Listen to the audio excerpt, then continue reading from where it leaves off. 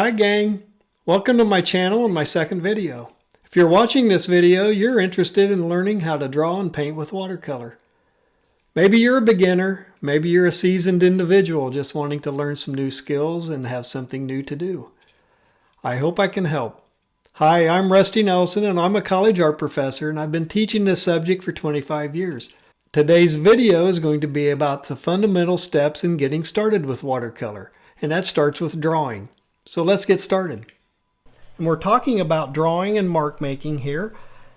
I have a drawing pencil, a ebony super black graphite pencil, and the things you need to know about drawing is that you're using marks to convey information. All right, so you can have marks that are very detailed and show direction, show information that's very precise, working with the tip. You have this side of it. You can work with value to create information and form and shapes using tone and a variation of tone. And the more you keep working with it, the more refined it becomes, right?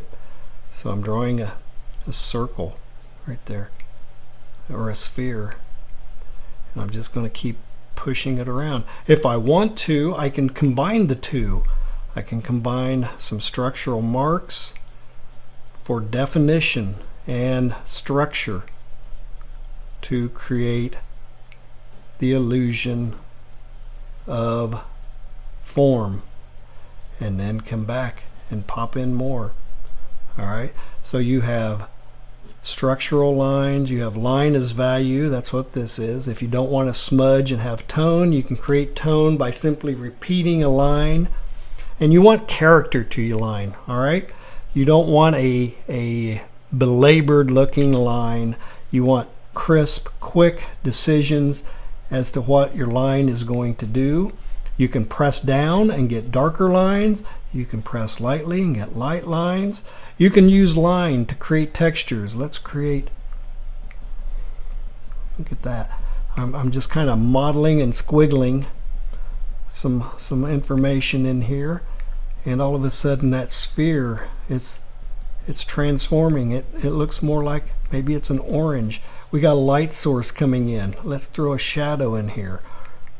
We can drop in a little value to create a grounding shadow, so that sphere isn't just floating in the air anymore. We can come over here because it's lighter over here. We can fill in this side with value using positive and negative values to create a visual interest in our little spherical orange, and we'll just feather it out as it comes around to the dark side. This is an old, I think, a Da Vinci trick. Maybe as Michelangelo would always counter a dark side with lightness or a light side with darkness. There we go. So a lot of different options when coming to draw, but practice. Just doodle, make simple sketches. Are you analytical? You'll probably be more inclined to draw with lines, but just keep in mind, lines are not the only way to define things. You also have shapes. If I can do it, let's see if I can get it. All right, I'm going to value up a shape, and this is a good skill to practice as well, is just to create shapes without edges, without lines. It's just sheer silhouette. All right, so line is value, directional line. You know, I'm drawing in an angle, so you can definitely use the direction of the line as a means to convey information. We'll draw another cube here. Okay, so there we go. So I changed up the direction of the line for the shading on the interior. Okay, what else? There we go. So try that. Just go out and practice working with line, doodle, and then just try doing stuff with shapes.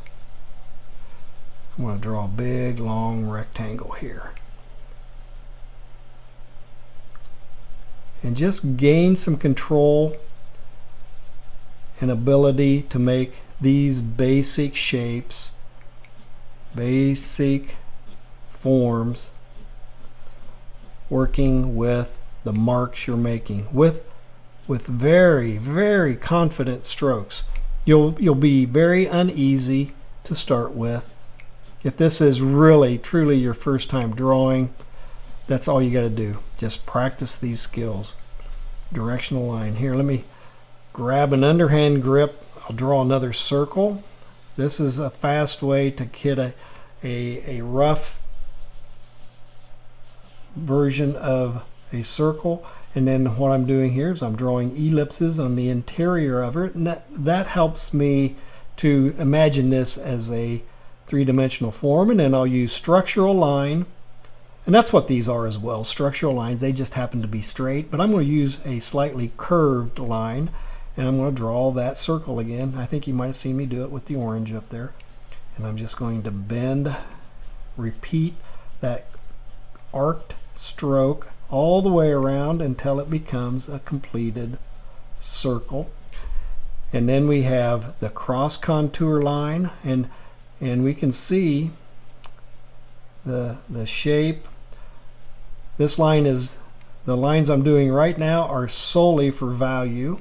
All right, I'm just going to tone in the interior of it. I'm going to leave a highlight at the top, and I'll just keep doing that.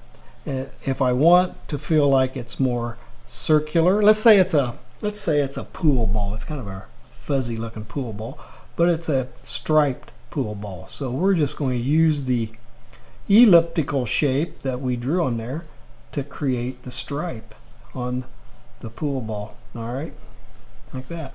And then we'll come in lighter around here, and it gets darker as it comes around. There we go. So that is a cross contour. The contour of the shape itself will indicate the direction of the line. Okay, just keep building up the value. Throw a little bit on the back side. We can even throw that shadow here. Now, because it's sitting on a flat surface, the line changes to become a flat shadow. Okay, so there we go. I hope this quick little demo has helped out. Practice some of these things. Doodle various shapes, doodle pyramids, doodle cubes. We'll cover perspective and some other things in a following video, so keep an eye out for it, and we'll continue with drawing for 2 or 3 more videos just to give us a little better grounding for when we get to painting with watercolor. Well, I hope this quick little video was helpful. Start practicing and becoming familiar with mark making and drawing and creating shapes and forms and textures and values. There's a lot of information that can be conveyed through the act of mark making and drawing, and we'll use it extensively when we get into watercolor painting. If you've enjoyed this video, please give me a like and a subscribe. I'd appreciate it. It would give me some encouragement that I need as I get this channel started. I'll see you in the next episode.